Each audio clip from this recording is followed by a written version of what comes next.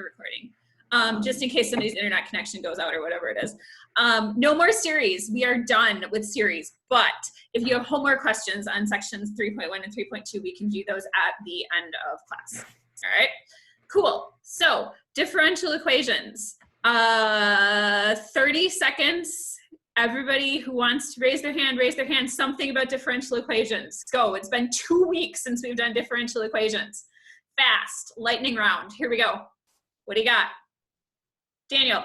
It's an equation with one or more of a function and one or more of its derivatives. An equation with a function and derivatives. Cool. Stuart. You're muted. This is the differential equations textbook. Thank you for that. Great. Somebody else. Somebody else. Zach, your hand is going to be perpetually raised if you leave that thing. What else? Somebody else. Something about differential equations. Go. We're being interactive. Here we go. Really, we have these two things and they're really only one thing. Laura, what do we got? It can be homogeneous or not. And what's the homogeneous part? If it's equal to 0. Equal to 0. Cool. Josh, what do you got? You raised your hand virtually. What do you got? The solution to a differential equation is an equation with like a y equals, or it can be, doesn't have to be y equals. It does not. So usually we use y in terms of x, or we also use x in terms of t, both of those, right? So solution to a differential equation is a function. Cool. What else we got? Somebody else. Differential equations. We're doing participation here. What else we got? Participation.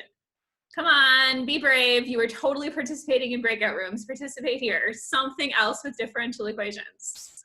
One more thing. Abby, you are muted though.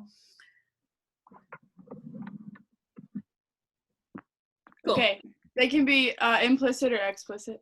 Implicit or explicit solutions. Okay, so an implicit solution does or does not have y by itself on one side of the equation. Abby, this was your question, so it's still you, so you're gonna have to unmute yourself again.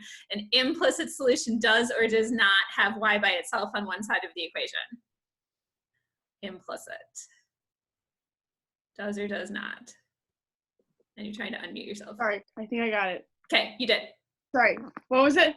Does or does not. Implicit solution does or does not have y by itself on one side of the equation. Implicit. Oh, I don't even remember. Somebody help her out. Actually, let's do this. We're going to do a virtual poll. Thumbs up for does and thumbs down for does not. Differential equation that is implicit solution. Does or does not have y by itself on one side. What do we got? Does or does not. Nice. All right, good. Okay, all of that, and we're doing nothing but differential equations today. We are going to have no differential equations today whatsoever, but that was great, and I'm glad that worked out well. All right, so I'm going to share my whiteboard with you, and the bad part about this is that when I have the whiteboard, I can't see all of you, so you're going to have to raise your hand virtually because I can only see 4 of you at this point in time. So just FYI. All right, so today we are doing, whoops, here we go, section, again, you're going to go with my handwriting is terrible. Section 4.1 is Laplace transforms. And again, remember my notes are popped up. So you can decide if you want to go to those or take notes yourself or whatever you want to do. Make sure, please, to ask questions as you have them. Raise your hand because I'm just going to go and I can't see your faces, all of you, and I can't see if you're confused. So you got to ask questions. Stuart. What does that say? Laplace? Laplace. Yep, Laplace. So that's the way you pronounce it. L-A place, but Laplace. It's a guy. It's a person. Hang on, let me look at my book and see if I can figure out who it is. Hold, please. Book. Where's this? The Laplace transform. No, that's unfortunate. Okay, I don't know who it's named after, but it's named after someone. So here's the deal. We need to talk about what's called a linear operator. So a linear operator takes a function as input. I'm going to get better at this. This is just day 1. And produces a function as output. Wow, that's really bad. Okay, linear operator. So a linear operator is going to take a function as input and produces a function as output. We're going to try and do this a little interactively. Let's see if this works. Can you think of an example where you put in a function and you get out another function? Think calculus. You're going to have to raise your hands. Where you put in a function, you get out another function, think calculus. What's the process in calculus where you put in a function and get out another function? Stuart, what do you got? Well, I was going to say like an integral, but then I was thinking maybe not. Yes, an integral is absolutely an example of a Right. linear operator. That An is integral. totally one. Yes, an integral. Somebody else, think calculus. What is another example of a linear operator in calculus where you put in a function and get out a function? Integral is one. What else you got? We are being interactive. We're trying this. Raise your hand. Help me out. What do you got? Don't overthink. What's the basic thing in calculus that we do tons and tons and tons of? Grant. What do you got? Just a derivative. Derivative, absolutely. The derivative is another one as well. So for a derivative, you put in a function and you get out a function. All right, so that's a linear operator. Everybody clear on the idea of a linear operator? Making sense? Okay, so the Laplace transform is another linear operator. So today, the linear operator that we're going to talk about is the Laplace transform. Here's how it works. So here's our notation, first of all. Our notation, this is way different. I can't look at my notes and write on the board at the same time. My notation is a fancy script L. You have to learn how to write in cursive again. So a fancy script L, the function that we usually take as input is f of t, and the function that we get as output is capital F of s. That doesn't mean anything to you yet because I haven't told you how a Laplace transform works. That's just our notation at this point in time. Okay, so like for the derivative, the notation would be a prime, or the capital D for derivative. Here's how we do it. So here's our actual process, and I'm going to switch to the next screen because I want to keep that up here. So the Laplace transform of little f of t, we're defining this. This is a new thing. All right, so what this is going to be is the integral from 0 to infinity of e to the negative s times t times f of t dt. That's how a Laplace transform is defined. And remember, what we're calling this then is capital F of s. Okay, so that's the new function that I'm creating. Integral from 0 to infinity, e to the negative s times t, little f of t dt. So what that means is, what kind of integral is this? If I have infinity in the limits, people who have taken Calc 2 most recently, it's section 8 point something. Do we remember what type of integral this is? Any takers? No. No, thank you. That's helpful. Daniel, what do you got? Improper integral. That is an improper integral, yes. I'm seeing 2 participants raise their hand and I can't tell who you are. That is not helpful. Improper integral. Okay, so how do we evaluate improper integrals? What do you need? What do you need in order to evaluate an improper integral? Think back to calculus, think how much you hated these things then, but we're still not doing series, so it's fine. What do you need to evaluate an improper integral? How do I do this? What's the thing that goes out in front? I'm gonna go integral from 0 to b, e to the negative st, f of t dt. What has to go out in front here? What do I need? You gotta raise your hand virtually because I can only see 4 of you right now. 3 participants raised their hand. That's fantastic, but I can't see you. Hold please. Oh, that's how. Okay, Bethany. The limit as b approaches infinity. Yes, I need a limit here. So I need the limit as b approaches infinity. All right, we're ready to do an example of a Laplace transform. If I put in a function and get out a function, let's do an example. For example, here we go. Little f of t, we're gonna start super basic, is equal to 1. All right, so what this means is that the Laplace transform of little f of t is, I'll put the limit right away. So limit as b goes to infinity, integral from 0 to b. 1. Nope, sorry. Oh, I can do my eraser now. It is a 1, but not immediately. Draw. Draw. There we go.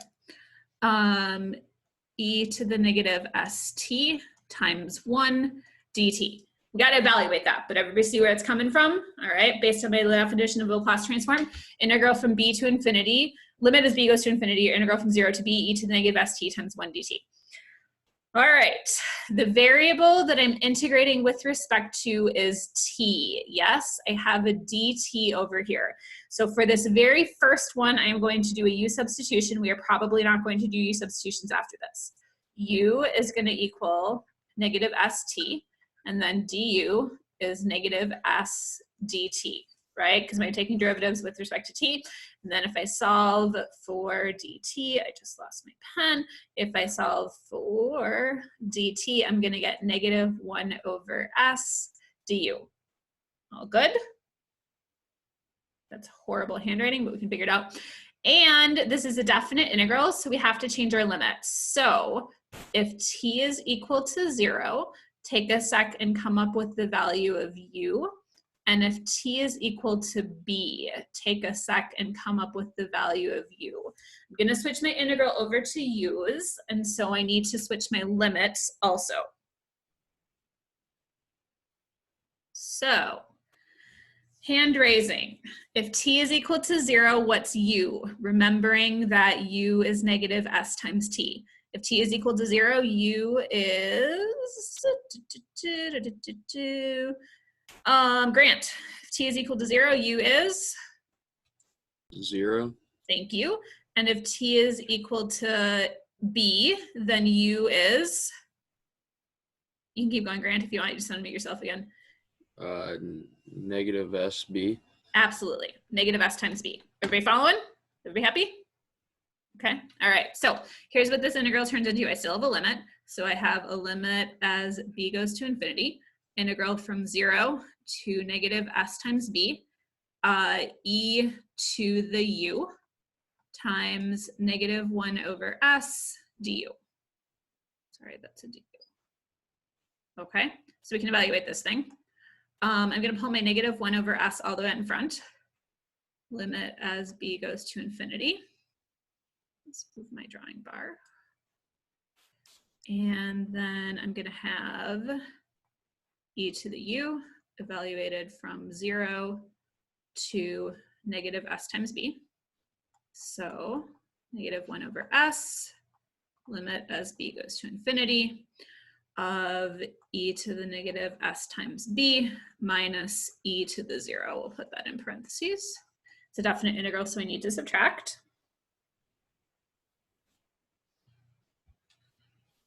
And again, if you want to take notes live, you totally can. Or what you might want to try is go back and look at these afterwards. We're all figuring it out. We'll see. But this is all recording on Zoom, so you can go back afterwards also. Okay. So e to the 0 goes to 1. And therefore, if I distribute my negative 1 over s to both pieces, I'm going to get negative 1 over s e to the negative s times b minus negative 1 over s times 1. So my answer, here's my Laplace transform, is negative 1 over s e to the negative s times b plus 1 over s. That's my output. That's terrible, but you get the basic idea. And so what this is telling me, let's go back up to the top of the screen here. What this is telling me is that the Laplace transform of 1 is, oh, I forgot my limit. Sorry, limit as b goes to infinity, limit as b goes to infinity. Okay, what happens to this as b goes to infinity? Whole exponent is going to negative infinity. What happens to e to the negative infinity? E to the negative infinity, think about the graph, e to the negative infinity goes to, e to the negative infinity goes to, Bethany, e to the negative infinity goes to 0. 0. This part goes to 0. So my answer is just 1 over s because the first part goes to 0. That looks terrible. I'll rewrite it up here. Ooh, no. So Laplace transform of 1 is 1 over s. Laplace transform of 1 is 1 over s. How we feeling? Laplace transforms. Doing okay so far? Questions? Let me get you out of my whiteboard, maybe. Oops. Okay. Stuart, go ahead. When you take the limit as it goes to infinity, Yep. wouldn't the 1 over s equal 0? Because it would be, oh wait, it's b, sorry. B. Sorry, never. Yep, good point though. B is going to infinity, so therefore the 1 over s does not make a difference at all. As long as, but this goes to your domain, as long as we're gonna have issues, so s has to be bigger than 0. We need to have s bigger than 0, and that'll Got it. affect your domain. Yep, good. Other questions? Raise your hand virtually if you have them. This is the first time we're doing this. This is the first problem I've done on Zoom. We'll see how this goes. What do you got? Other ones? Virtual hand raise if you have questions. I understand you have no idea whatsoever why you care about Laplace transforms yet, but you should be able to do them. How are we doing? So far, so good? Okay, slide number 3. So once again, let's put the definition up here. So we've got the Laplace transform of little f of t. This is something you're going to need to know how to do. Integral from 0 to infinity, e to the negative st, little f of t dt. Okay, normally what I would do at this point in class is work through like 3 more examples. All right, but I am fast discovering that examples are going to take longer on here than they are going to in class, especially because I'm not good at writing here yet. So I am going to tell you to go back and look at my notes for this next example, the Laplace transform of e to the 3t plus 1. Okay, so go back in my notes. It's all printed out there. The example is there. You should go work through this on your own. The Laplace transform of e to the 3t plus 1. That is part of your homework for what we're doing in class. All right, go back and look at that one. Gamma functions. So we have, if we want to do more Laplace transforms, we need a new function. It's called the gamma function. Here's how it works. That is terrible. Let's try this again. That's supposed to be an uppercase gamma. So remember what an uppercase gamma looks like. It looks like the hangman basically, and I can draw it much better on the board. That's a little better. Gamma function of x is equal to this, and it looks terrible. Integral from 0 to infinity, so we're going to need a limit again, e to the negative t, t to the x minus 1 dt. That's my gamma function. It's a function of x, and it involves an integral with t. Integral from 0 to infinity, e to the negative t, t to the x minus 1 dt. I'm not going to attempt to draw sailboats on here, but we can use sailboats if we wanted to. Couple of properties. So properties of the gamma function, just a couple of them. First of all, gamma of 1 is equal to 1. You can write that out and play with that and see where that actually comes in. But gamma of 1 is equal to 1. That's your first property. And your second property, and again, this is in my notes, so I'm just going to write it down and not demonstrate why it works. Gamma of n plus 1 is n times gamma of n. And if you keep evaluating and go recursively, this is n factorial if n is a positive integer.